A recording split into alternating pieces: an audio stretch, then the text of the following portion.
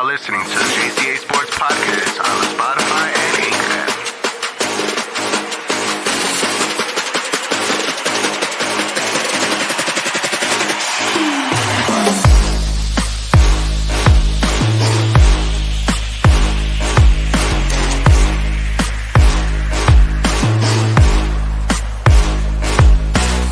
To the Jca Sports.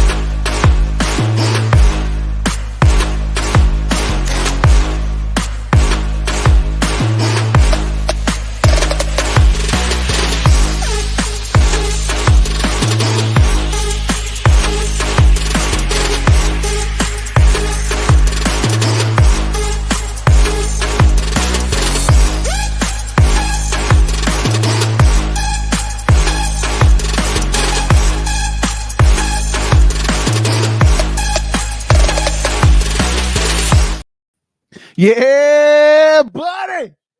Yeah, what's up? Look at us. We're here. We're live. Look at us. Who would have thought this? We're here. We're queer.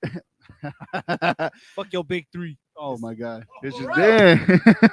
damn. Fuck your big three. The Jca Sports Podcast here live on Facebook, YouTube, and on Instagram. Guys, make sure you follow us on all the social media platforms. We're live and we're together for the first time in a very, very, very, very long time.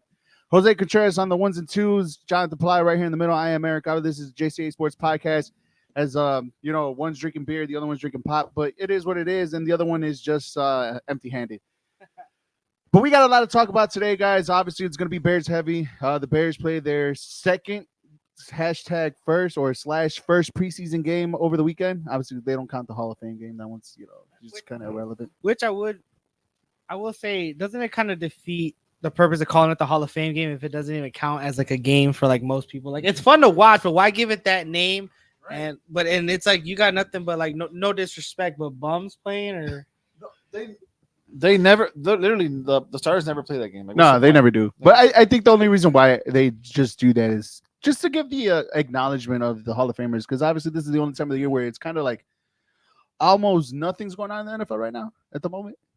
Off season, everybody's just training, so they might as well just give it a game for, to give the honors of the people that are being inducted in the Hall of Fame. So. But see, that's what I'm saying though. Like, it's a Hall of Fame game, so wouldn't you like Jossie Poo? Wouldn't you like for the hype of Caleb to be for sure revealed in the Hall of Fame game, and then so on and so forth for other teams that participate in the Hall of Fame game? In other words, you want to make it, make it mean something. Yeah, of course. I mean, because as it is, they already shortened the preseason amount of games, and then we only see our starters for a quarter max per game after that.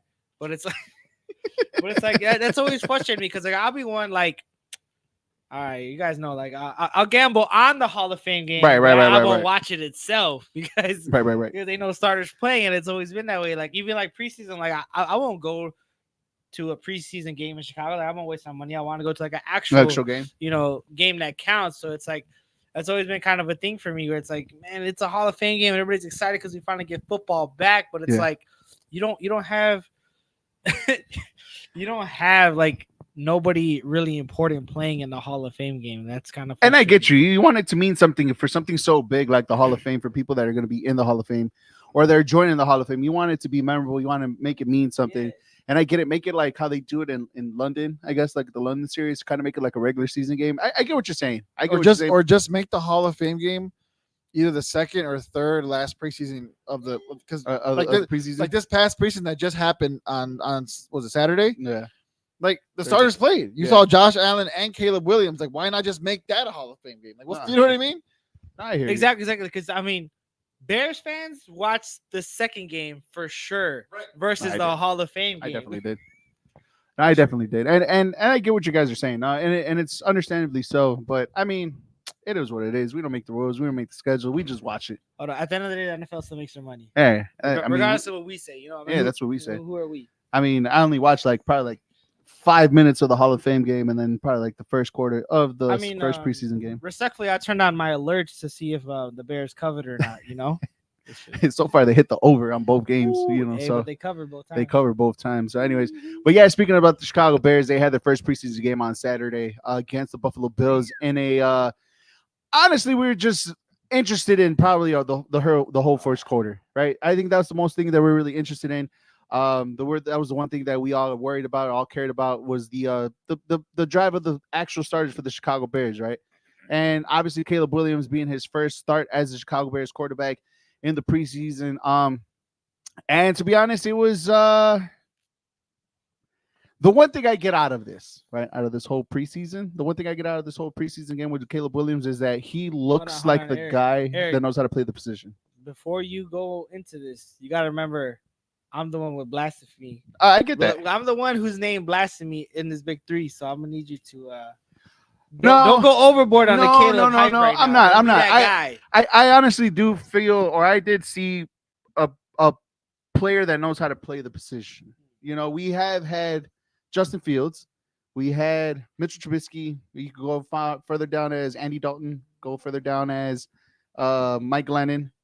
We further down to even Jay Cutler, and the list goes on and on and on and on of all the quarterbacks that have came in. Cuddy the GOAT, Sexy Rexy, all the quarterbacks, Kyle Orton, all of them, right? I think for the first time in a very long time, for the first time in probably in our lifetime, we finally seen a quarterback that knows how to play the position in Caleb Williams. And the little that we've seen him play, a quarterback that you can tell his instincts are past first. Now it's only one game. It's only been like what quarter? Like not even a quarter. So a quarter. Talk about like 15 snaps. But in that quarter, whatever this. But in that quarter, he was pressured a lot. But you've seen his instincts where, hey, I'm still trying to look and throw, not run away. He didn't seem spooked, which is weird. Yeah. You know what I mean, for a rookie, but I mean he's been playing football his whole life, so I mean, and that's what I'm saying. He looked like a player that knows how to play the position. And as Jordan on Facebook, he said the line still looks like ass. I'm glad he's talking about the offensive line, right? I know he's talking about my line. You know what I'm saying? I'm pretty sure it's the offensive line. And to be quite honest with you, I think they still had like 2-3 injuries from the offensive line, right? Jenkins wasn't there. What's his name? The guy from the Titans last year who decides not to play at all, anyways. And they were still short, but at the end of the day, they withstood their own, right? They protected Caleb Williams as much as they could. There was times that they had a clean pocket. There was times where he had time to throw down the field. He was protected where he had to move. Like the line looked like how the line looked last year, except we finally had a quarterback that knows how to play the position in Caleb Williams that doesn't run into sacks or takes off for like 30-40 yards or anything like that, or run into an interception, or even fumble the ball at the same time where Justin Fields was last season. So it again, that's all I take out of it. I think I would say probably the Caleb hater here out of the three of us, because I'm not on the Caleb bandwagon. He looks very comfortable. Definitely. I will say there was that mistake that should have been an interception, but either way, I believe it was a flag on the defense. Holding play. Regardless, you could tell he kind of panicked in the end zone, I guess, trying not to get the safety. But what was it? He probably was a 7 completions. 6 for something like that. But 6 man, the dart to Moore, and then on the run to Komet. Oh yeah, you could tell he has arm strength. 100%. There's no doubt about it. I think he looks very confident. I will say, I mean, some of it is like, man, I mean, it's only preseason. The Bills have taken a step back. I mean, I don't even think we can expect them to compete against the Chiefs in the playoffs like we have seen all these previous years for the Bills. Offensively and defensively, they've declined. And I mean, realistically, you can say like, okay, who takes preseason all that serious when you know you're a starter? Right. And you say the Chiefs in the playoffs, let alone the two other teams in their division too as well, with the Jets and the Dolphins. And I'm not a big Tua fan, and we discussed this yesterday. Oh, we know you're not a Tua fan. I'm not a Tua fan to say the least. But at least that team, the Jets, if Aaron Rodgers stays healthy, that's a team to be reckoned with. And obviously the Dolphins, you got to give credit where credit is due. You know what? I'm glad you brought up Rodgers, because we talked about this yesterday, and I've been asking you guys all year long. And sorry to, go off trend from the Bears, but it is Bears related. And I'm curious to what our fans and our supporters. Let me go on the comments right here. No, before that is, now that Rodgers is gone from the Packers, are we a Rodgers supporter? Like, can we jump on that train? Yeah, why not? Bro, I always said I respect and I like Rodgers because that dude can ball. Even when he was on the Packers, I was like, man. That man. If only he was on the Bears. Now that he's not on the Packers, hell yeah, I'm supporting Rodgers. I was sad when he went down last year. I'm not gonna lie. It was kind of bogus. All right, let's go to the comments real quick. Mikey P, what's up, Mikey P? While mobile quarterbacks have become more common in recent years, what sets Caleb apart is his ability to consistently challenge defenses through the air. He effectively keeps the defense on their toes with his precise passing and just when they anticipate a deep throw, he effortlessly picks up an easy 10 yards on the ground. Exactly, and that was shown on one of the plays where he literally ran for the first down, slid. Obviously, apparently there was a slip and slide thing on the Hard Knocks. That's what they mentioned on the broadcast or something like that. So that's another story. Miguel on here says, "Hi guys." He says Miguel also goes on. He says the real question is how can he actually handle pressure situation, either 2-minute drill or game-winning drives. And that's one of the things that they have been coming out lately through training camp this whole entire season, that in the 2-minute drives that they had within their own practices, the Bears offense have looked very not that great. You know what I mean? Peter John goes, Miguel Vasquez gives some. Oh my God. Miguel says now Rodgers is still a good bum in his eyes. And then Tony and I, what's up, Tony? He says, hell no, fuck Aaron Rodgers for life.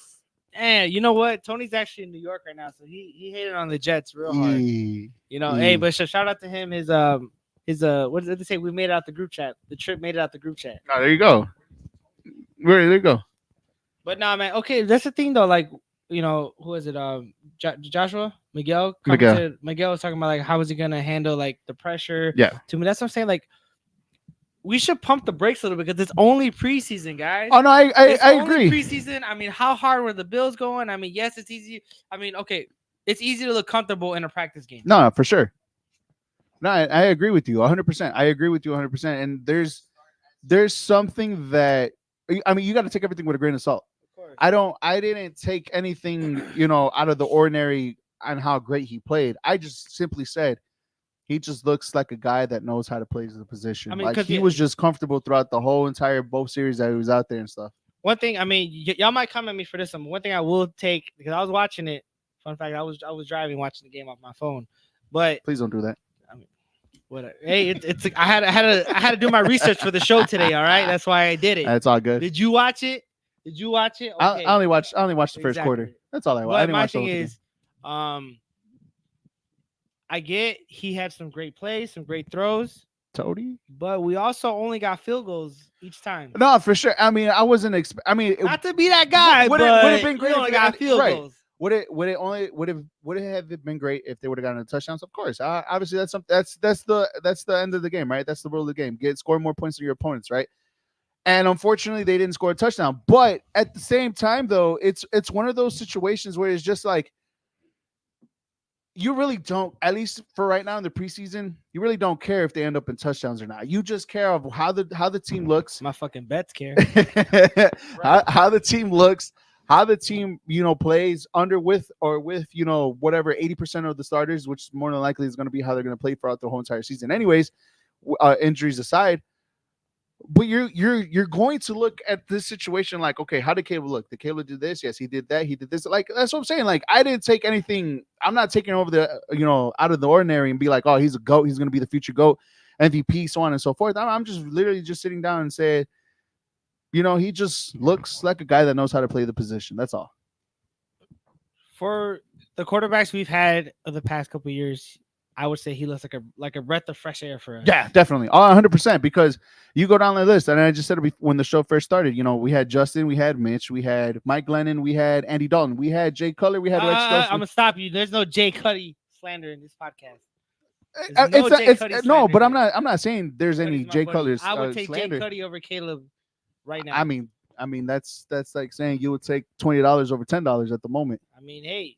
Does he not hold the Bears record? I mean, okay. Is Caleb? The bar set so low, my guy. Is Caleb gonna beat Jay Cuddy's record this season?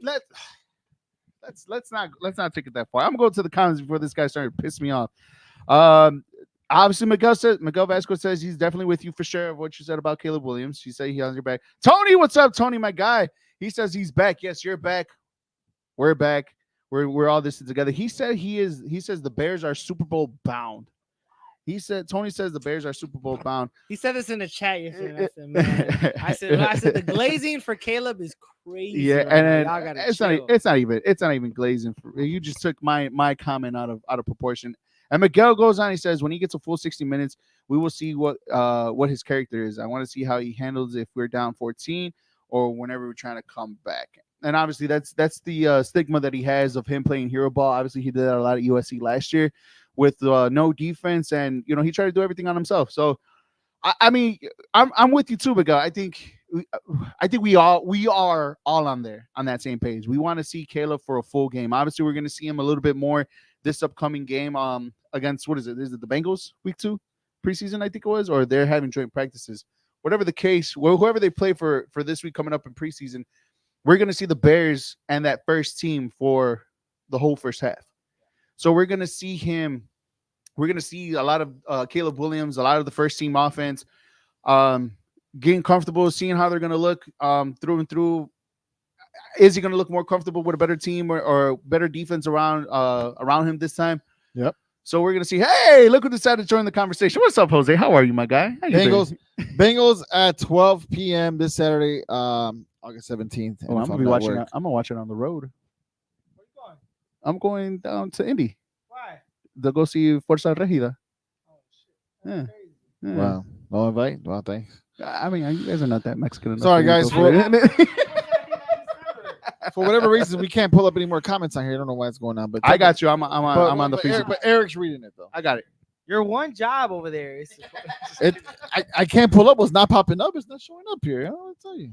It's called refresh, my guy. But thank you for guys watching. I'm gonna refresh the entire thing. Thank you for tuning into the Jca Sports Podcast. Here we're live. We're back together again. We're gonna do this a lot more often. Where we're gonna be where we're gonna be together most of the time. Miguel on Facebook says, "Don't talk about Cutler in front of me and Johnny." And look, there's no disrespect to Jay Cutler, right? Obviously, he is the Bears. Jay Cutler, my buddy. The Bears' all-time leading passer for a reason, because the bar is set so low. You know what I mean? So, like, obviously, in our eyes and in our tenure of being Bears fans, Jay Cutler to us is the Bears' best quarterback. We never got to see Jim McMahon win the Bears in the Super Bowl. We never saw anybody beforehand. We didn't see Sid Lucky. We didn't see anybody. It's a good segue, right? Because one thing we wanted to come in here and talk about was in Hard Knocks, right? We've seen, right? Eric doesn't watch it for some whatever reason, but anyways, we've seen that introduction of Caleb Williams to the Bulls theme music, just like how they did Michael Jordan in the 90s. Yeah, nice. So it was actually really cool. It was beautifully done. Same announcer and everything. Yeah, nice. It was really That's cool. dope. So, I think I know where you're going. We had a conversation yesterday, right? We want to talk about it today. Is Caleb Williams, is he really the most important athlete to come here to Chicago since Michael Jordan? Did y'all forget who the fuck Derrick Rose was? The disrespect to the youngest MVP. Bro, Caleb hasn't done shit to deserve the Michael Jordan, the Bulls introduction theme. He like, I mean, I get the hype. We're happy because like I quoted it. Oh, he's a breath of fresh air as far as the quarterbacks. Yep. You know, we got PTSD with quarterbacks here in Chicago, especially in our lifetime. But it's just so. I mean, it's great. It gets everybody excited, but we're already excited enough. And it's like, bro, you gotta at least at least give that fucking theme song to Hester as he walks in, for his Hall of Fame introduction before you give it to a rookie that hasn't done shit, bro. Hester. He hasn't even been on the field, when that episode aired. I mean, yeah, we gotta have him now, but he hasn't done shit, bro. Like, dude, it's like, I get the hype and the Bears are trying to sell it, and hey, they're milking the fuck out of it. Business is business, but it's like, you're gonna disrespect Derrick Rose like that? I get it.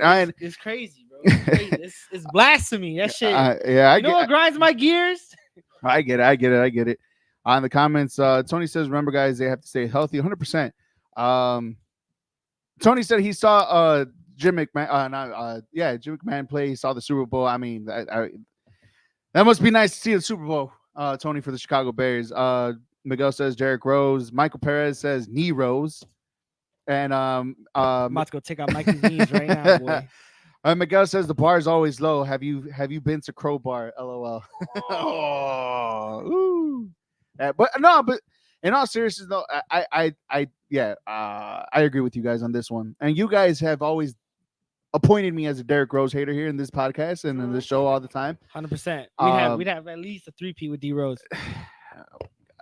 Anyways, but no, Caleb win 3 games first before you give him any type of theme music. No, but yeah, Derrick Rose is probably probably the next person on this list after Michael Jordan to deserve, I guess, the accolades that happened on Hard Knocks.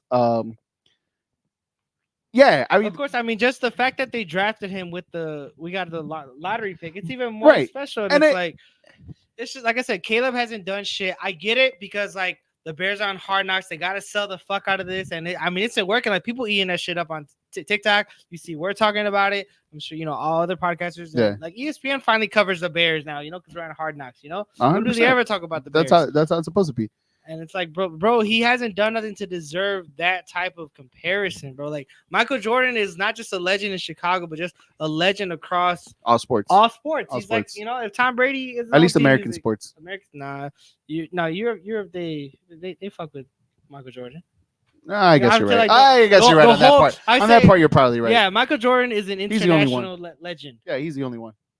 You think Tom Brady's an international legend? Definitely not. Kobe Bryant? Probably close second. Yep. LeBron? Probably. But I feel like you can't say Tom Brady's not an international legend. He's not. But this is the biggest football league. This is the biggest football league in the United States. Okay, we're not talking about football. We're talking about football. Right, in the United States. Okay, but what do they watch over there? They ain't got shit to watch. Right. Again, the same. They ain't got shit to watch our football. Again, and every year they see Tom Brady winning. This sport is only popular here. They're barely going international within the last 5 years, going to Germany, going to London, they know who Tom Brady is? Probably not. That's cap. I can guarantee you right now. They know who Tom Brady is. I can guarantee you right now people don't know who Tom. They'll probably know Kobe and Michael and LeBron before they know Tom. I think Tom Brady is a universally known player. Nope, I don't think so. I mean, because you see him a lot in commercials. He has his TV 12, and when you think football, you think Tom Brady, 100%.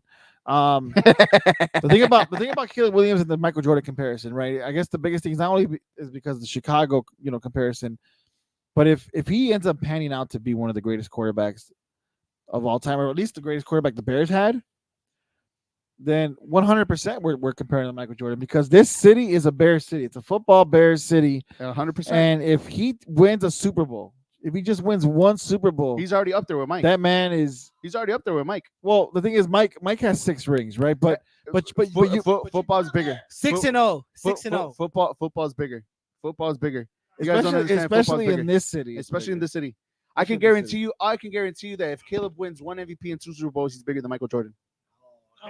Hell no, that's hell no, bro. I can guarantee you that. No way, bro. Okay, there's a difference. I'm telling you guys, there's a difference. If he does that, then for sure, the Bears stay in Chicago. You don't talk about selling the team ever again, and he probably gets a statue outside of Soldier Field. Probably. But man, no, this city's known for the Bulls. It's known for Michael Jordan. They carry that. I understand, bro. That. Like none of us seen the '85 Bears, and like they milked the fuck out of it, dude. Like, I understand that, and I get that, but if there's a football team in your town, football's first and will always be first. And it doesn't matter. I'll tell you what, Eric. If Caleb wins a Super Bowl, it puts Chicago back on the map as with the 3rd largest city, which is what we've been like crying for. At least marketing wise for all of our teams. But right now, you cannot put Caleb over Connor Bedard. No. Oh. You can't do that. You can't do that. The hype for Connor and what he did his rookie year, that's what I need Caleb to do. I don't know. You're not into hockey. Some of our followers into hockey. Jose, I don't know where you stand on this. I don't know about all but that. That's my stand right now. Is you cannot. I don't know about that. As far as Chicago goes, you cannot put Caleb over Connor Bedard. I don't know about that. I don't know about all that. I wanna agree with you, John. I wanna agree with you. But football, I'm telling you, it is way bigger than hockey. Bigger sport here in Chicago. In Chicago, right? It's way bigger, bro. Put on a poll. Put it on a question. Who's a bigger? I'm about to put it. All right, guys. I want you to put it in the comments. Who is a bigger star today? Connor Bedard, who was #1 overall pick, already played a season for the Chicago Blackhawks, or Caleb Williams, who only played 1/4 of a preseason game? Put it on the comments. Who's a bigger star? Connor Bedard, Caleb Williams. I'm going with Caesar right here. He knows about fútbol. Arriba la América. Es todo, Caesar. Ese sí es. Tú eres mi mejor amigo. Paulina says, everybody write this down right now. John's gonna have his nails painted by the end of the season, posing with the bear claw like Caleb. First of all, my nails get painted every time I paint my daughter's nails because they paint mine right back. Toes match too. Apparently, I'm really capping about the Caleb Williams situation.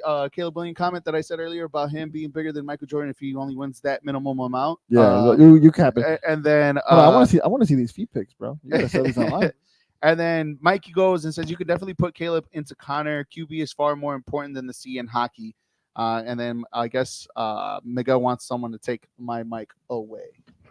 I really wish I could put these comments up here. It's really making me mad. I can't right now. Huh? One job.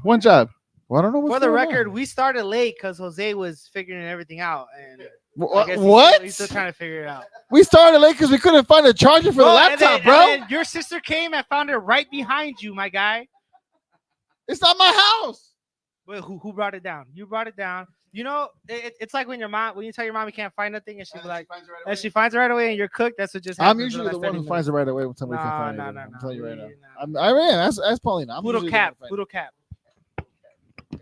But no, okay, I get it where you guys are saying that football is more important to the city of Chicago, but I think right now, maybe like North America wise, Connor's more known. Yeah, I hear you. I keep hearing you. I will say, I'm sorry. I hear you. You're good. I respected the request to take away your microphone. You can have it's it all back good. now. Thank you. I can have it appreciate back it. now. I appreciate it. But Show's no, I better think now. to say, bro, you're foul, bro. To say that Caleb 2 Super Bowls, 1 MVP would put him over Mike. It's like, man, okay. Because here's the thing, though. The only person we ever compare to Mike is Tom Brady. And right now, like, we can agree that Patrick Mahomes is the next Tom Brady. Yeah. So it's like, okay, Caleb needs to catch up to fucking Patrick first. But the thing is, though, is like there's so many great quarterbacks in this league that like have put up numbers and probably still won't make the Hall of Fame. And it's like to say that like Caleb was gonna be over MJ, who's an internationally, universally known athlete. You know, like I fucking put MJ over Brady. I'm pretty sure majority of us would. Yeah. And that's the Chicago bias. Except for those LeBron fans that think LeBron's their GOAT. But it's just like, dude, for Caleb, can Caleb take us to the playoffs first and then the NFC Championship before we start to say that he's anywhere near MJ level? Because MJ's godly level in sports. Yes. In sports, he's God tier. And obviously, this is just a hypothetical conversation, just for the show's sake and everything. But again, I go by, I understand Michael Jordan, 2 3-peats, 6 titles here, undefeated in NBA Finals, all this and all that. Like you said, God here for the Chicago, for the city of Chicago. But again, I don't think you understand the magnitude of what the NFL holds throughout the whole entire country. And in a city where the Bears haven't been relevant, period, since '85, where the Bears. Hold up. My Pro Bowl quarterback in 2018 had us relevant in 2018, okay? Again, the Chicago Bears haven't been relevant since '85. Says a lot on where we need to be or where the Bears are at this point. And again, if there's an NFL team in your city, that's going to hold it's going to hold a lot more magnitude than any other sports team in your city. I can guarantee you the biggest parade that we've seen so far has been the Cubs in 2016, correct? Over 1 million some odd people. Right. If the Bears end up winning the Super Bowl, it doubles that. It doubles that. So again, it holds up a lot more. It holds up a lot more with the Bears winning, because which is saying something. Because it took Cubs over 100 years. And that's why I'm saying, like, it's Caleb just doing the bare minimum or winning, like bringing championships and MVPs to the city as a quarterback, as the important position in the NFL. With just very little will hold a lot more, and it will be up to it puts him up there with Michael Jordan. It puts him in God mode, but not in Michael Jordan mode. We're talking about putting Caleb in God mode after 1 preseason game. Y'all gotta pump the fucking brakes on this zesty quarterback. This bear paw ass quarterback. Y'all gotta chill. And it's not even. I'm not even saying that. We're doing this. I'm just saying the guy could play. I'm not saying he's gonna win. We're just doing this the hypothetical because you guys are bringing this to conversation about him being close to Michael Jordan. Bro, I'm just telling you what the bare minimum he needs to do. He's not close to MJ. He's not close to MJ close at all. He hasn't even started a game in the regular season. I get that. I don't know about that one. He's not even close to Luis Robert Jr. Any player is better than the White Sox right now, my guy. Stop. Slow down. Slow the fuck down. Slow the fuck down. Shut the fuck up. Shut up. A bigger name Shut up. Shut up. All right. Nani, what's up, 99? He says Josh Allen MVP. He says, speaking of the devil, Josh Allen is first ballot Hall of Famer. Ooh. I mean, he's a Bills fan, so I good. My cousin Nani, my nephew Nani. Josh Allen is a Hall of Famer. All right. Miguel says if the Bears can make the playoffs for more than 2 consecutive years with a winning record, then we can put him in as the best franchise player. I'm with John. We need multiple playoff appearances to have him considered an actual great player. He can't reach Jordan status until he wins 4 Super Bowls or Mahomes numbers. Sam said, I just saw the title and I just tuned in.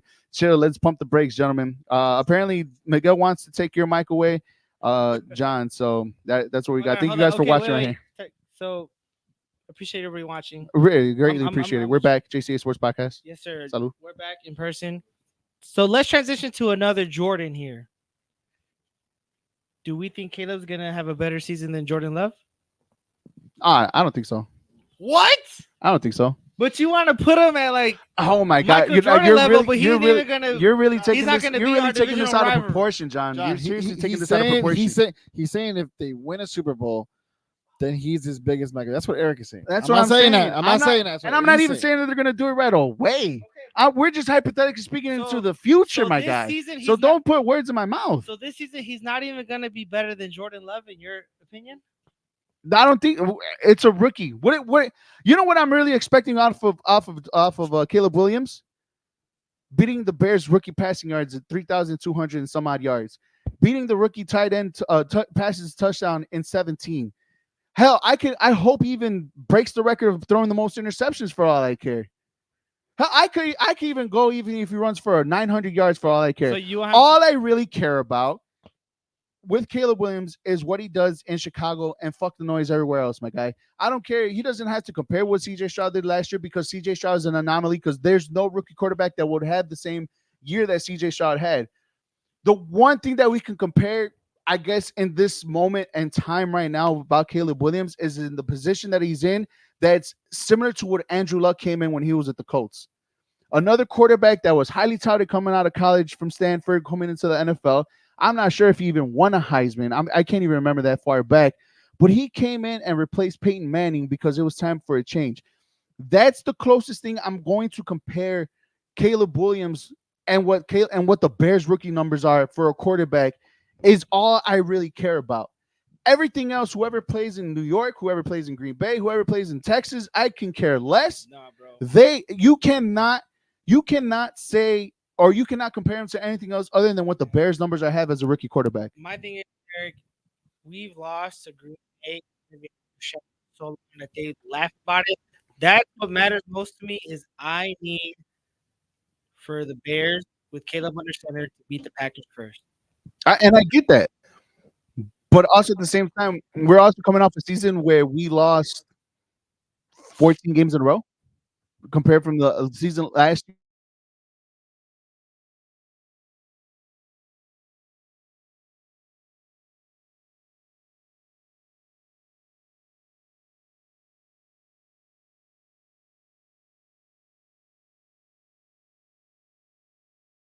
No, you don't. Caleb. Yes, you do. No, you don't.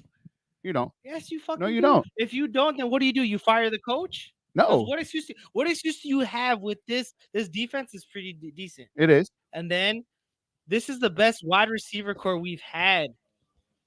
Uh-huh.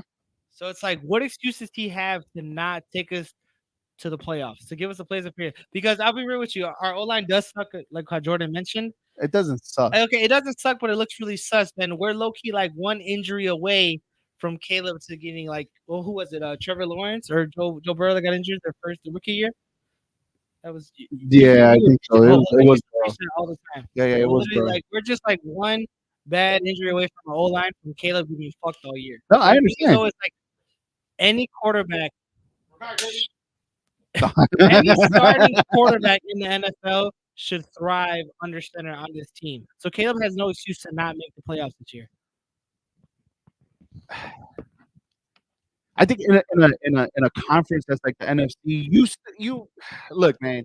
I can't as much praise as I was giving, or in your mind, in your opinion, how I was giving Caleb Williams as much praise. I I I could only go on what I know. If the Bears win one more game than they did last year, then that's fine by me. Because again, I'm not expecting a lot from a rookie quarterback. How many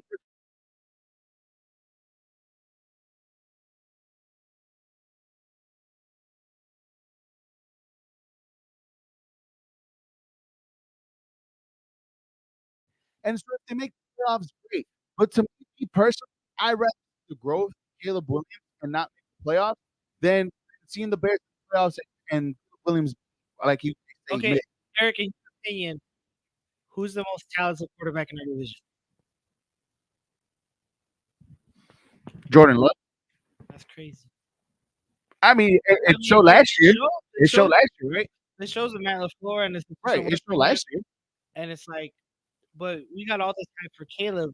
I understand because we're actually excited about a player who can play the position. If Kirk Cousins was still in our division, I'd say Kirk or no, I say Jared. I say Jordan. Jordan did enough last year. I don't think Jordan Love will put Jared off over Kirk, by the way. I'll take Jared over Kirk if he was with him. It's a system, man. It's a system. So that's the thing, though. But and I know like we were gonna talk about this later, but it's like okay, if Caleb doesn't make the playoffs this year, that's fine. Okay, that's fine. But do you start looking at the coach, or do you run it back another year with Eberflus you run it back year? And it's like, look, and it's like, okay, do we even have the right system intact for this guy to succeed? Eberflus's job is safe unless they go on like a horrid 0-7 start with everybody on there. So it doesn't matter if the Bears have the same record as last year, two wins more than last year, or 2 wins less than last year. It goes by how the team is playing at the end of the day. Now, it's going to be a kick in the nuts. I can tell you that. It's going to be a real kick in the nuts that we're going to have this talented team and we're not even going to the playoffs. We're not even close to being in the playoffs. But the thing is, I think we're all just trying to see the development of a quarterback that we are so-called, you're saying, hyping up to take us to the next level. Now we have no excuse to not have a better record than last year. That's the bare minimum. In a way, but that's the bare minimum. At the end of the day, it's a what have you done for me lately business. So Matt Eberflus has no excuse to not put a team out there that has a worse record than last year. I care more about the development of Caleb Williams than so far the team's success at this point. At this point in time, right now, as we're speaking. All right. Did we compare Fields and Caleb yet? Yeah, we did. Now we're going to the comments. Or you got something to say? What's up, Jose? How are you? What's going on? Sorry, I'm over here. I'm over here frustrated trying to. We actually have a producer on. We actually have the producer on set right now with Jose. Yeah, so it's a little annoying. All right, but anyways, Caleb or Justin, right? Caleb. You got Justin. Jesus Christ. I think Caleb Williams this season has a way better opportunity to be successful. Thank you. 100%. I think Justin's success was based off running, and I took that away from him last year. As far as on this team this year, Caleb doesn't have to run. It's like you do. I mean, he does throw first, mind you, but we did see he can throw on the run. I would say they took that away from Justin. Now it's a we'll never know. I mean, he's competing with Russell Wilson, who's at one point was considered a future Hall of Famer. That's a whole mess over there in the Steelers Nation. Over there. I would say Justin Fields is in a way better system with a way better head coach. I would say way better coach. I don't know about system though, because they've been scrambling for quarterbacks since Big Ben left. Right. They had Big Ben playing. I'm talking about just. I mean, I'm talking about just a level of play like that. The steel curtain carries that team. I mean, it's not just the defense. I'm talking about Mike Tomlin himself is a Hall of Fame head coach, and just being under him, Justin Fields is going to be a better quarterback coming out of this season. But Caleb Williams is set up for success a lot more because of what's around him. Because I think overall he's coming into the NFL a much more equipped quarterback with the arm talent. And guys, that's the name of the game. When you're a quarterback, you have to throw the ball. Bro, to be honest with you, this offense on paper looks like just as sexy as like when we had Brandon Marshall, Alshon Jeffrey, Martellus Bennett, Jay Cutler, Matt Forte. Jay Cutler. Yeah. It was like, man, like I'm glazing. Hell, Josh McCown was slinging it. I'm glazing at this offense. That's why I was telling Eric, like, man, like any quarterback should succeed under center on this team. So Caleb got no excuse to not make the playoffs this year, bro. Yes and no. Look, it's one thing for any quarterback to succeed because of the weapons around him. Yes, but what makes the great special is what the things that you've seen. Like, just for example, right? This one preseason game, this one quarter that Caleb played, that one throw to Cole Kmet. You don't see many quarterbacks that do that. I'm talking about, bro. I've made that throw to you 2 weeks ago. At the park. Pressure. When you have the pressure in your face, right? You have the pressure in your face. You're looking downfield. You scramble and then throw. That was Patrick Mahomes-esque. And then not only to throw it with accuracy, but the force he threw behind it. Right. It was pretty impressive, John. You can't say it wasn't. I'm gonna go back to the comments real quick. Like I said, I made that throw to you 2 weeks ago at the park. Michael Perez says, I caught that shit too, boy. No, and he dropped it though. Yeah, he dropped it a few times, more than a few times. Michael P says, development. I'm okay with this year being a loss as long as the organization develops Caleb the right way and gets better over the year. Better year over year. Isaiah, what's up, boy? What's up, my guy? Isaiah in the chat. He says, fuck the Green Bay Packers. Miguel agreed with one of our statements. Donnie says the real question is Mac Jones versus Joe Milton versus Drake May. I guess that's a quarterback competition over there in New England. It's getting real good. Sorry, Caesar, if you're losing any audio from us. We apologize. We were getting it fixed right away, but glad it was my boy James. Is that we can't just skip over my boy Alex the one. Getting it done, that Latino extraordinaire. Oh, look at that. What up, Alex the one? What's up, my guy? I didn't even see his comment right there, man. I'm sorry. I apologize for that. My boy James says, is the Caleb Williams hype train out of control? I feel like I'm seeing the state of delusion all over. Again, it's getting old. Who said that, James? My boy James. I agree with James. It's way out of control, man. But y'all drinking the Kool-Aid too hard, bro. I literally, I don't think you heard one word that I said saying that. One question, John. Well, what would it take for you to believe in Caleb Williams? Like we believe in Joe Hendry. What would it take for you? No, I'm gonna give it to you right now. Hold on, I'm gonna give it to you right now. But like me and Eric believe in Joe Hendry, right? What would it take for you to believe in Caleb Williams? I need him to take us to the NFC Championship. First year NFC Championship. Yeah, first year. When a rookie has never done it. When the rookie has so 12 wins. Look at the team we have built. Wait. No excuses. Wait, so 12 wins unless you get John. So 12 wins and just making the playoffs don't do it for you. First year. Okay, first of all, give me a playoff appearance. Rookie of the year. Give me a playoff appearance. 10 wins, and one of those wins has to be against the Packers. Then I believe in you.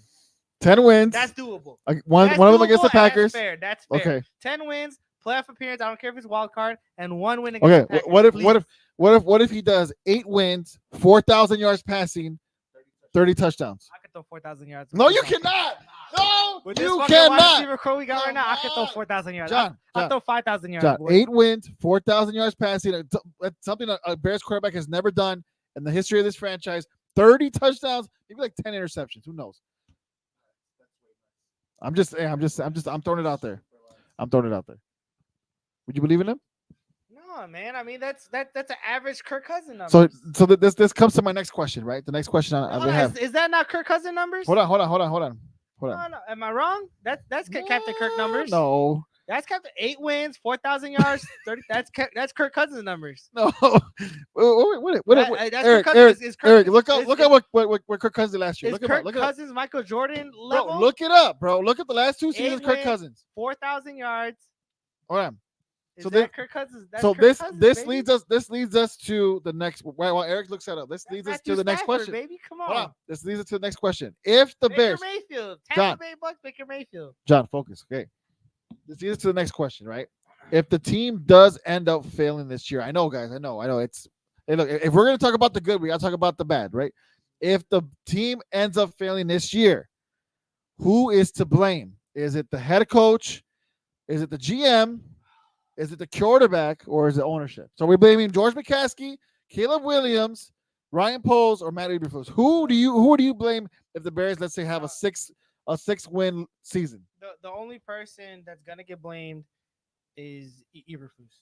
I mean, I think Ryan Poles saved his job. Yep. I mean, I think Eric shared it the other day what the trade ended up looking like, to get Caleb plus DJ Moore, like Poles saved his job there, and at the end of the day, it's the head coach is always a scapegoat, especially when you draft a rookie quarterback, and then we got a number one quarterback, the number one overall pick. Like Poles' job is safe at least while Caleb's here for the next 4 or 5 years, but unfortunately it's going to be Eberflus. But you got to give credit to Eberflus for making our defense better over the last couple of years. Yeah, which is why I think they ran it back with him.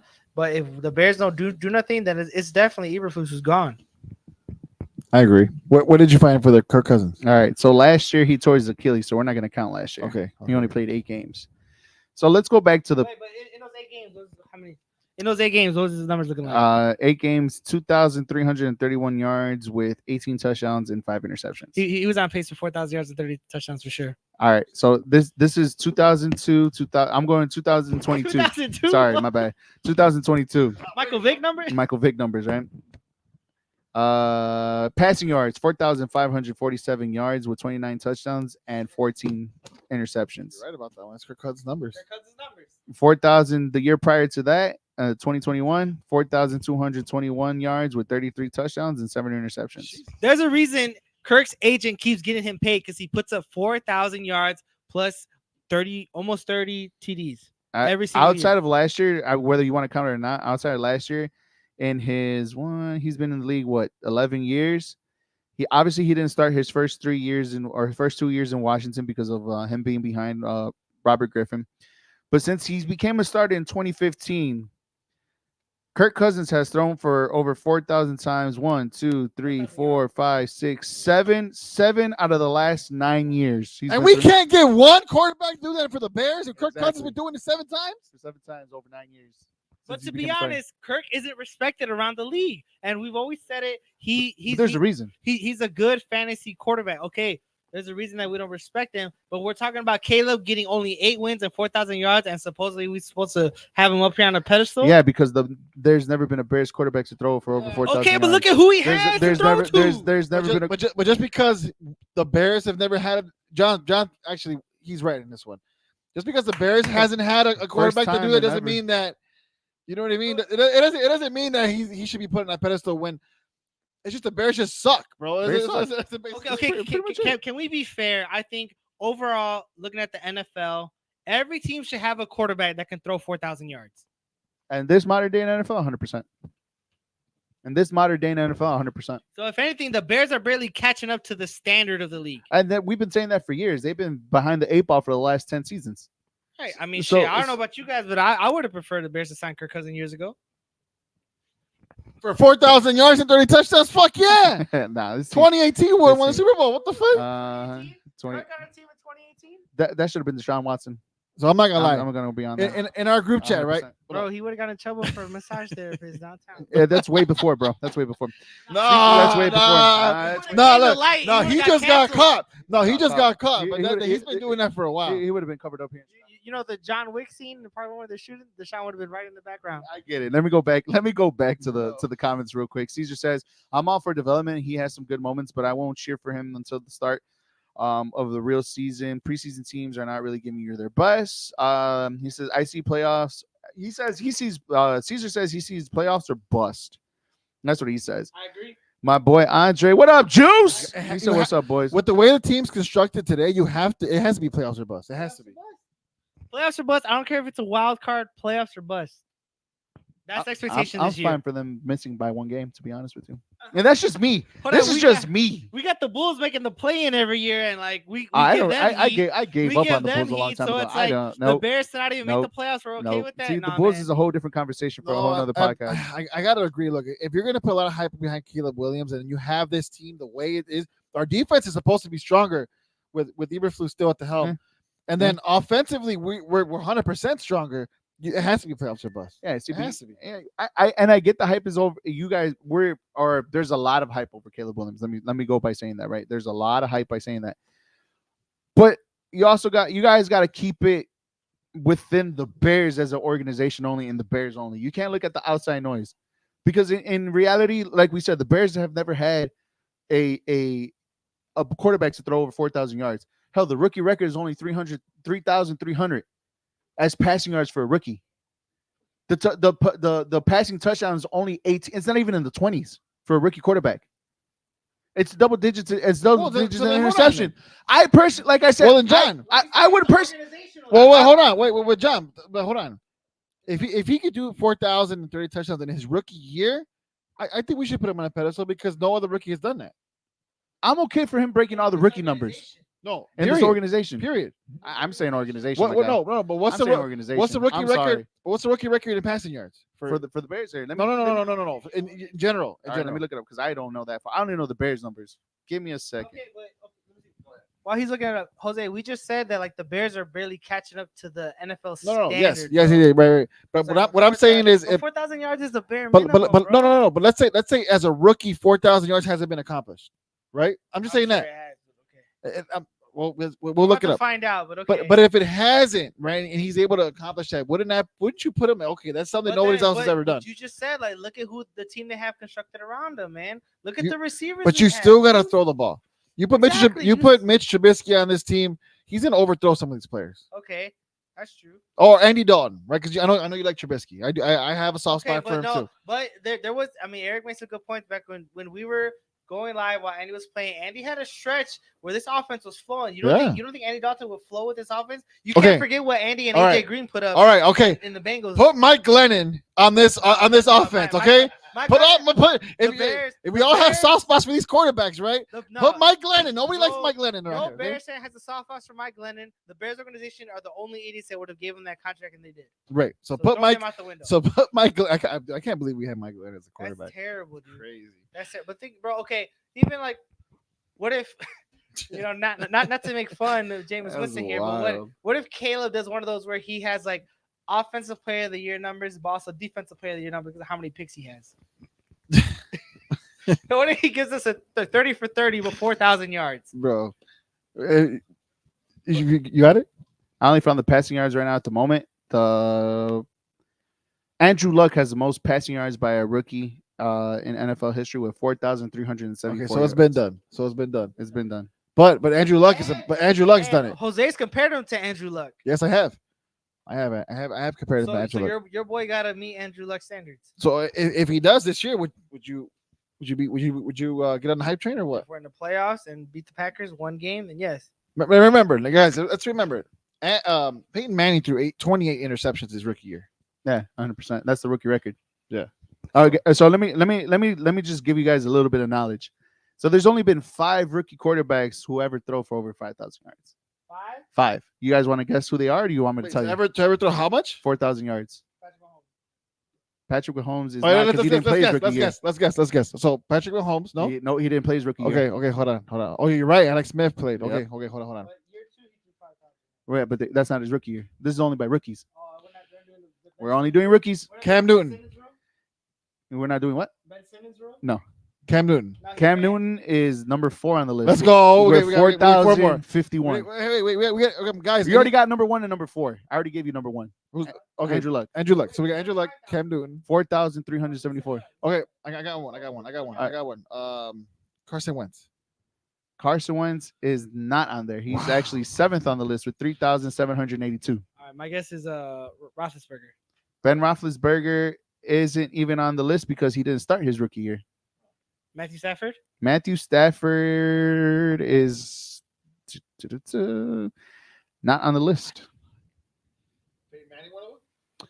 He said Peyton Manning. Peyton Manning is on the list, but he's number 8 with 3,739. Drew Brees? Drew Brees is not on the list because he got hurt his rookie year. Jesus Christ. The reason why I know all this, I pay attention. No, you. All right, I'm gonna give you number 2. Wikipedia. I'm gonna give you guys number 2. He plays on an AFC team, AFC conference. Is he a current or old player? Current player, AFC. Hold on. Oh, this is AFC current. Josh Allen. Josh Allen is not on the list. Tua Tagovailoa. Tua is definitely on that fucking list. Fuck, Lamar Jackson. Lamar Jackson. He had an MVP season. Is not on the list. Stupid. What the fuck? You said AFC quarterback. AFC quarterback. Clue number 2. Oh, Aaron Rodgers. Aaron Rodgers. Oh no, he didn't play his rookie year though. He didn't play his rookie year. Clue number 2. And I'll give it away if I give you. Just give us the division. What's the division? He plays in the same conference as Patrick Mahomes. Justin Herbert. Justin Herbert is number 2 with 4,336. He missed it by 12 by 22. And who do you have on his team? Keenan Allen. Keenan Allen. Hey, there you go. Foreshadowing. There you go. You have to let's go. We got number 1, number 2, and number 4. No, I told you I want to buy a Keenan Allen jersey, but it's a 1-year rental. We all agreed on it. Yeah, we all agree on it. I'm getting my DJ Moore jersey number 3 recently just happened. Recently. Like how recent? Recent. Like last year? Recent. CJ Stroud. CJ Stroud is number 3 with 4,108 yards. Wow, the Texans got. And this is the number 5. I guarantee you, I'll give you probably 2 clues, and you guys still wouldn't guess. Go on, give us 2 clues. All right. He played in the NFC South. Okay. What team? Nah. Okay, South are the Colts, the Titans, NFC South. And NFC South. Uh-huh. Okay, so that's the Falcons. So Kurt Warner. Nope. NFC South. Oh, Kurt Warner played for the Cardinals. I'm tripping. The South is the Falcons, the Bucks, the Panthers, and the Saints. Nope. Oh, you said recent. It happened recent. Not as recent, but within the last 10 seasons. What the fudge? Nope. He was coming out of in the West. Russell Wilson in the West. They're in the West. But he's also on the list, but he's not in the top 10. He was one of the highly touted quarterbacks coming out of Florida State. Oh, Jameis Winston, baby. He's the last quarterback to throw 4,000. 4,042. Those are the only 5 quarterbacks in NFL history to throw for 4,000 yards. I like Jameis Winston. Man. Mac Jones threw for 3,801, and that's number 6 on the list. Okay, but back to what I said earlier though. If y'all put in these type of numbers on Caleb, he's not better than Jordan Love. I think he's better than Jordan Love. Well, I want him to be better than Jordan Love. I think we all want him to be better than Jordan Love. You said he wasn't. But I said we all want him to be better. But I don't think he's going to be better than Jordan Love. Today he's not. Today he's not. Based off what Jordan Love did last year, he's not. Jordan Love is not worth $200 million. No, definitely not. He's definitely not worth $200 million. I agree with you on that part. But at those, so his level of play, what he did for the Packers last year, isn't worth $200 million. No, not for 1 year. His first year, he took him to the fucking playoffs. Not for 1 year, bro. It's not 1 year, but you're investing in the future. You got to play the game. Well, technically, he can get out of this contract. You know what, Eric? You might agree with this. I hope you agree. Jordan Love got a Zach LaVine contract. He benefited off the way the market was. But here's the thing. The Packers can't afford to lose him. He only had 1 year under. You're the Packers GM. You invested in this kid. Remember, he was a first round pick when Aaron Rodgers needed a freaking. See, this was years in the past. No, this was years in the past before Rodgers was thinking about leaving. Yeah, he thought about leaving after they drafted Jordan Love. Remember, you invested in this kid. He spent all this time behind Aaron Rodgers. Hold on. And then he plays 1 year for you. He has a great year, takes you to the playoffs, and now you have to pay up. That's not enough, but that's not enough proof for you. Again, he benefited off the way the market was for the quarterback. The Packers had no choice but to invest in it because how many years How many years was this Aaron Rodgers drama where they told him? But based off what? And then they went behind Rodgers' back and said, "Look, all right, we're gonna you can't compare. You cannot compare this to Zach LaVine because Zach LaVine never took the Bulls to the playoffs. Okay, but what they paid him off blind faith. Jordan Love at least showed you what he can do. Matt LaFleur will take any quarterback under center to the playoffs. Bro, don't give me that. Yes, Matt LaFleur, as much as we hate on him, come on, he would take any quarterback. You still gotta throw the ball. Okay, you still got to throw. Okay, you still gotta throw the ball. The Packers already showed their hand, and they have no choice but to lock Jordan Love. And then Jordan Love benefited. I agree. He benefited. He's not a $200 million quarterback. I agree. He benefited off the market, but that's what I mean with the Zach LaVine comparison. He needed to be extended. The Bulls couldn't afford to let Zach go. Okay, Eric disagrees. We've been in here before. The Bulls couldn't afford to let Zach walk. The Packers in the same position could not agree. But the Bulls didn't see nothing from Zach LaVine other than him progressing. Right? He didn't take him. He didn't take him to the playoffs. He's been an all-star every year with the Bulls. Bro, come on, man. I'm just saying, the way the market is, for these athletes, it helps them to make over $200 million plus, and the Packers couldn't afford to let Love walk, so they had to pay him that fat ass contract. Is he deserving of it? No. Yes. And I fucking hope that Caleb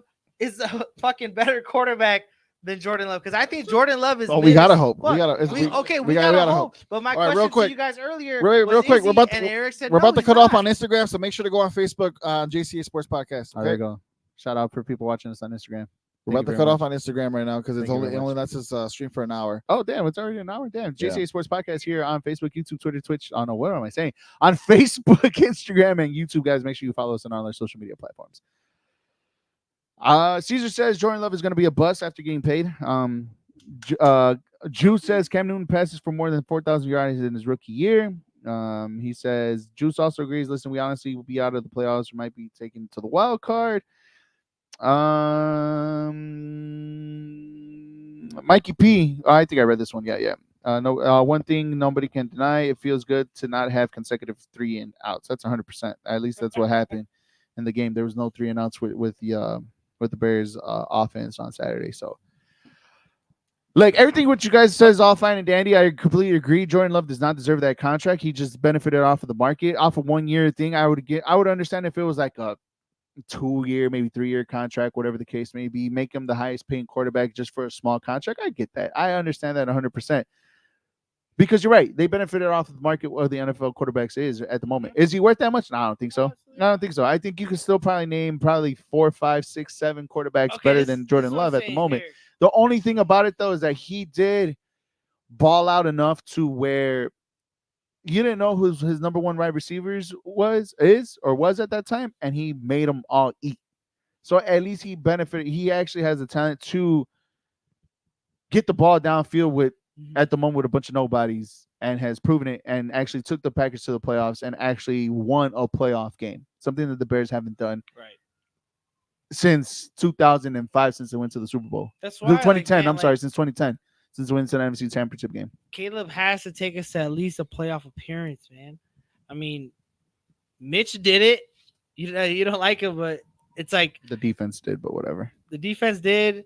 But how many times did Mitch take us to the playoffs? 2 years, twice in 4 years. Twice in 4 years. But defense the thing is, though, is even if Caleb doesn't, to answer Jose's question earlier, it falls on Eberflus and not Caleb. Like, Caleb is safe, Poles is safe, but then it's like, are we really gonna be better next year? Because then we got to talk about, okay, who do we bring in? Keenan Allen's gonna be gone, so he's gonna lose a weapon. You still got Roman DJ for the next 3-4 years, bro. Caleb has no excuse this year. I don't care about you saying he's a rookie, but if we're putting him at a bare minimum 4,000 yards, how can you not make the playoffs? The bare minimum is only 3,400 yards as a rookie quarterback for the Bears. But NFL standard, 4,000 yards. Okay, would you put him over Brock Purdy? Because the way people were saying that Brock Purdy's a game manager. Bro, I'm not even Brock Purdy's team. I'm not going to compare Caleb Williams to anybody in the NFL right now because he hasn't played a single snap in the NFL. Brock Purdy is set up for success because the team he has around him. That's the same but situation for Caleb Williams. But Brock Purdy was in the bench for a whole entire year. Then he came in and stuff like that. I don't care about what anybody whatever other 29 teams in the NFL and their quarterbacks with it. I don't give a rat's ass. I don't give a fuck. I don't give a shit. Who gives a rat's ass? All I care about is Caleb Williams and what he does with the Chicago Bears and what numbers he passes for the Chicago Bears, and that's it. If he gets 4,000 yards as the minimum record for the NFL, congratulations to him. We know what we're getting in a quarterback for Caleb Williams. But and if he gets 30 touchdowns, if we don't make the playoffs, it don't mean shit. I don't give. Again, the most important thing this season is the development of Caleb fucking Williams. That is it, bro. So all you care about is Caleb breaking Bears records. All I care about is Caleb looking like an NFL fucking quarterback. What happened to let's make the playoffs and any given Sunday, anything could happen. I know. Where's that area? With a rookie quarterback. With the rookie quarterback. Number 1 overall pick. I get that, but Heisman winner. Not all number 1 quarterback. Introduction to Michael Jordan theme song. Not all the NFL rookie quarterbacks make the playoffs their first years. Okay, CJ Stroud is an anomaly. Cam Newton is an anomaly. Andrew Luck is an anomaly. But if you go out through the whole entire fucking history of the NFL, there is no rookie quarterback or no quarterback drafted number 1 to take the teams to the playoffs like that. It is only happened in recent years because of what the NFL has changed. So again, the NFL the standard for Caleb Williams for me is what he does with the Chicago Bears, and if he breaks the Bears rookie numbers, that's all I care about. And if that gives us 12 wins, then that's 12 fucking wins. If it gives us 9, that's 9 fucking wins. If it gives us 6, that's 6 fucking wins. Caleb Williams' development is the most important thing this year and this year only. And whatever comes afterwards, it's just fucking sprinkles on fucking ice cream. We have no choice. You got it for the next 4 years. And that's fucking fine, bro. That's fine. If we're not making the playoffs the next 4 years, it's not fucking fine. Now that's a whole different conversation. That's looking into the future. I'm talking about 2024, 2025 NFL season is all I fucking care about. No, the development of Caleb Williams is the most important thing this fucking season. Everything else is just fucking Candyland, fucking sugar, ice cream, and fucking sweets, my guy. I don't care if the Bears make the playoffs this year. The development of Caleb Williams is the most important thing, and everything else is just fucking golden pony boy after that, my guy. This is literally like Kawhi and Paul George making the stupid ass commercial. You're fucking comparing Caleb Williams, a rookie, to fucking veterans on another fucking league, my guy. About the hype, my guy. God damn. The way this guy's hyped up, and you're okay with him not taking us to the playoffs. That's just crazy. Okay. That's hype comes from everybody in Chicago. I'm talking about my fucking standards. You're going off of fucking Instagram, Twitter, Facebook, all that other fucking shit. The social media I could care less about what everybody says. I care about what I'm saying and what I'm telling you. If you're going based off of where you're listening and reading off of everybody else, then that's you and bringing that to this whole entire conversation. But if you don't have your own personal opinion about Caleb Williams and what your standard is, my guy, then you're looking at it at a whole completely. You're looking at a whole complete atmosphere and a bar that's so high that not any other quarterback in the Chicago Bears history has ever fucking reached outside of Jim McMahon. My standards playoffs is any quarterback can jump on this team and take it to the playoffs the way it's constructed. You're talking about any quarterback. Any quarterback. Any starting quarterback. That is put under center painting the fucking picture with a broad paintbrush, because any quarterback is any fucking quarterback. Any starting quarterback in the NFL out of the other Yes, teams Patrick Mahomes could do magical things here. Yes, Mahomes. Daniel Jones could do magical things here if you want. Fucking Jared Goff could do magical things. Kirk Cousins, Jordan Love, anybody who has Jameis been Winston. Here in years, my guy. We're talking about Tua. a first-year quarterback, a rookie fucking quarterback, my guy. You're talking about NFL players that's been here for 7, 8, 9, 10 years. Eric, we're talking about a rookie quarterback. Call him rookie. 1 year who just got drafted 2 months He got drafted number one. He's given the keys to Chicago with the Michael Jordan theme song. The glazing is crazy. There is no glazing. Okay, am I glazing him? Am I glazing him? Am I glazing him? All he's saying, he's not glazing him. He just wants. I'm not saying he's glazing. He just wants Caleb Williams to be a good quarterback for the Chicago Bears. Everybody that's an NFL fan besides Eric Avila is glazing Caleb Williams. And I'm saying y'all need to hold the bar to at least a good reason. At least a playoff. Okay, but there's a reason for it, John. Okay, so you're saying there's a reason for it, but then Eric is going around saying I don't give a fuck about that reason. I just care about your development. I just care about your development. Yes, that's what he cares about. You're backing up that everybody has reason for all this hype, and then at the same time we're not saying they have. Are you okay with 6 wins? We're not saying. You're okay with 6 wins, John, Jose? John, we're not saying that they're valid in their reasoning. We're just saying there's a good reason, because we are quarterback deprived, not just great quarterback deprived, quarterback deprived. We don't have good quarterbacks, period. Never. So when we get a new, it's like when you're a kid, you get a new toy. You're so pumped up because of the possibilities you're gonna do. Look, that's why people are excited. I'm breaking this down as simple. Justin Fields, ass. Mitchell Trubisky, ass. Andy Dalton, ass. Mike Glennon, ass. Jake Cutler, ass. Kyle Orton, ass. Rex Grossman, ass. Jim Miller, ass. Cordell Stewart, ass. Do you want me to keep going? You want me to keep going? How many yards does Fields have on this team? I don't know. 3,000? I don't know. 4,000. He barely throws 2,000 himself. All right. So what? Fields will give you 4,000 yards on the team, but he'll give you 6 wins. Before we end the show, right? Let's do something fun. Okay. Fuck you and your fun. No, How about that one? No. Hold on. Wait. First Michael P agrees with me. The development of this generational talent is more important than making the playoffs. Look at the bigger picture, which is the whole synopsis of this argument. Now read somebody that doesn't agree with you. Nobody. Hold on. There is. He's right next to me. What are we measuring Who's going to have a better season, Justin Fields or Caleb? What do we measure by? Is it by touchdowns, yards? What are we doing? You can't even compare that because you don't even know if he's going to start over Russell Wilson.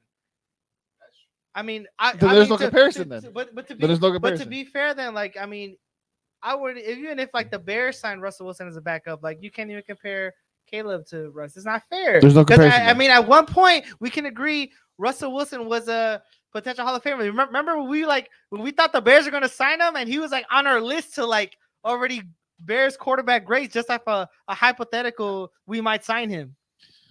God, we're sorry. We're sorry as fans, for sure. That's definitely that's true. But all I gotta say, no. The Bears have to have a better record than last year. That's it. I'm okay with the same record. What was the record? 8 and 9, 7 and 10. They have to have a better record than last year. There's no excuses. No fucking excuses. And for me, you guys, as long as the Vikings got weaker. Wait. But that has nothing to do with Caleb Williams. I just think overall team. I agree. We should have a better record. Right. Overall team. So what's your prediction? What's your win-loss record for the Bears? Right. I think we did ours. What's yours? What'd you say? Shit, bro. I was like 11 or 12 wins. I got 9 and 8. No, I was more than you guys. We put in a group chat. I said 11 wins. See, for a guy for a guy who thinks Caleb Williams is a bust, that's pretty hypocritical I didn't think in he's himself. A bust. I'm just saying it's playoffs or bust. Again, for a guy who wants playoffs Caleb or Williams to bust. do so bad, that's very hypocritical. It's literally handed to him on a silver platter, dude. Again, for you and your predictions and how you feel about Caleb Williams, my guy, you should cheer for the Bears to lose more and then the Bears winning more. The way how you feel about Caleb Williams, all the shit talking that you've been saying since he got drafted. You need no excuse to not win. This is like the Cubs signing Chapman. Y'all got no excuse but to not make the playoffs, bro. You need Caleb Williams to do horrible for your stance that you're standing on. That Caleb Williams is going to be a bust. But I don't want him to. Wait. But it's the same for you in Hard Knocks. What about it? The same way he feels about Caleb Williams, how you feel about Hard Knocks. That's a fucking show. I don't care. That's a show. That's a show. Dude, that's you a show. have no reason not to watch the show, Eric. The Bears are on it. That's a show. What's your reasoning for not watching it? I've never watched it. Why should I watch it just because it's the Bears? Because it's the Bears. It's the same reasoning, though. I don't know about that one. He says, Mikey P says the Bears have already started off on the bad foot, having Caleb Williams start so quick. Let's pray that the Bears don't do what they did to every QB they ever had. Nah, all right, this is where we disagree right here, Mikey, because who else would the Bears play? Who else are they going to come in? Like, if you really want to start, if you really want to move the chain on, you got to play him in the first start. You literally have to play Caleb Williams. I don't care if he's a rookie. In this situation that the Bears are currently have, for the talent that Caleb Williams supposedly is coming out of college with, you need to start him. I mean, I agree with you, Eric. I don't agree with Mikey. I'm on that with Mikey tonight. But no, because I mean, there was talks of like prior to the draft, should we keep Fields and let him sit, for a year, which made no sense. We've seen other teams done, but it doesn't make no sense because it would have been like the same shit of when Mitch was on the bench. And we had that's a different story. Okay, it was a different story, but the minute your starter plays bad, you're gonna be crying for the rookie. For starting the rookie, 100%, and that's something that she didn't want if Justin was still here on the team. Right. But the Mitch situation is completely different because Mitch was a quarterback that got drafted that only played like 12 games, 13 games. But the whole league compared to league knew we shouldn't have signed Glenn.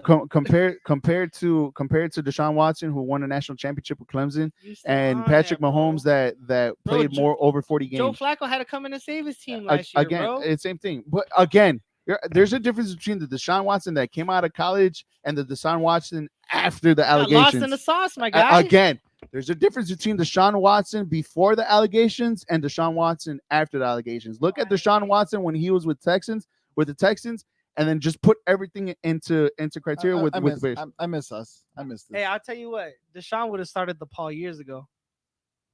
Next week, guys, we're going to talk about whether the Bears would have won in 2018. Definitely not. Had what's his name kicked the field goal. Mikey Pigo on Facebook says, and the desperation is why the Bears have not had a good quarterback in many, many years. Again, it's a different situation. The desperation, the Mitchell Trubisky one with Mike Glennon coming in, that was more understandable simply because of Mitchell and not playing a lot in college. The Justin Fields one is a little bit tricky and complicated to talk about simply because I got the idea on what Matt Nagy wanted to do with Andy Dalton and give the year to and Justin to be on the bench. But if it wasn't for Andy Dalton getting hurt, we would have never had this situation happen in the first place. I think this situation is you have a quarterback in Caleb Williams who's probably NFL ready than all the quarterbacks that came up in this draft this year. Last one before we went, the Packers have given the league the how to, and the Bears still don't know how to follow. The constant change in head coach, OC, GM isn't the way to do it with the QB. The Bears failed every young quarterback that they have, which is 100% true. But again, the Bears haven't had back-to-back Hall of Fame quarterbacks to follow that mantra, and it's hard to do that just once, to have a Hall of Fame quarterback on your team. It's hard to do what the Indianapolis Colts did in having a Hall of Fame quarterback, let him go, and get the next best generational talent in Andrew Luck coming in as your number one pick. Okay, it's rare to happen, but the same situation. You can say the same thing about the Patriots. The Patriots have failed in that situation too as well. It's hard to do it. The Packers did it. I don't know how they do it, but they're an anomaly in all this. Okay, one last question.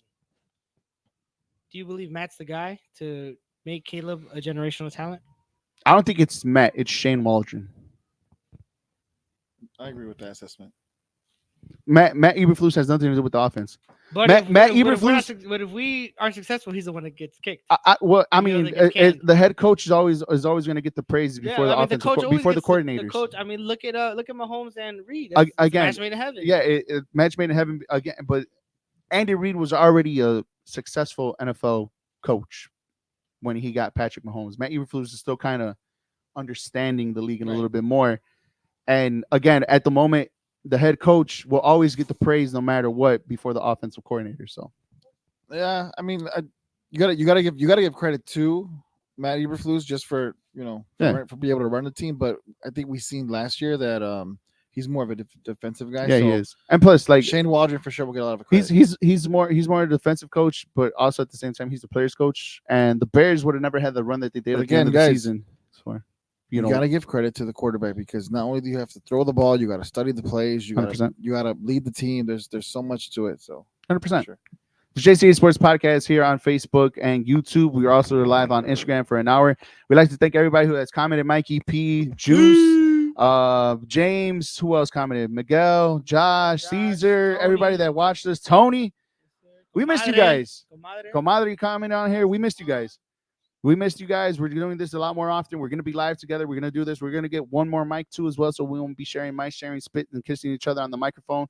You just gotta give him that hug too.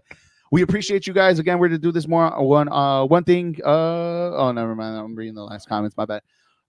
Thank you guys for watching. Thank you guys for tuning in. Make sure you guys follow us on all our social media platforms. We're going to be here a lot more often.